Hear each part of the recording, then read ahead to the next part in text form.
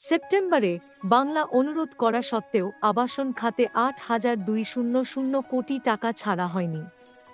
Finance কমিশনের সুপারিশ অনুসারে বেঙ্গল সম্প্রতি একমাত্র কেন্দ্রীয় তহবিল পেয়েছে, তা হল কেন্দ্রের করের অংশ। মিড ডে মিল প্রোগ্রামের মতো আরও কিছু প্রকল্প কেন্দ্রীয় তহবিল পেতে থাকে, কিন্তু এগুলো সীমিত। আর দরকার নেই মোবাইল টাওয়ারের, স্যাটেলাইটের মাধ্যমেই চলবে ফোন। নতুন ঘোষণা, তবে আশার আলো আছে।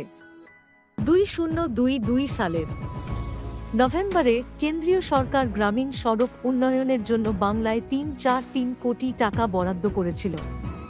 অতি সম্প্রতি কেন্দ্র একই উদ্দেশ্যে 1,000 কোটি টাকার বেশি রিলিজ করেছে। বেঙ্গল 5,000 কিলোমিটার নতুন গ্রামীণ রাস্তা নির্মাণের জন্য তহবিল চেয়েছিল এবং এই প্রস্তাবের প্রায় 3,000 কিলোমিটার অনুমোদিত হয়েছে। কেন্দ্র খরচের 6 দেবে আর বাংলা বাকি 4 কভার করবে। এই টাকা এসেছে বাজপেয়ীর আমলের গ্রামীণ সড়ক প্রকল্প থেকে।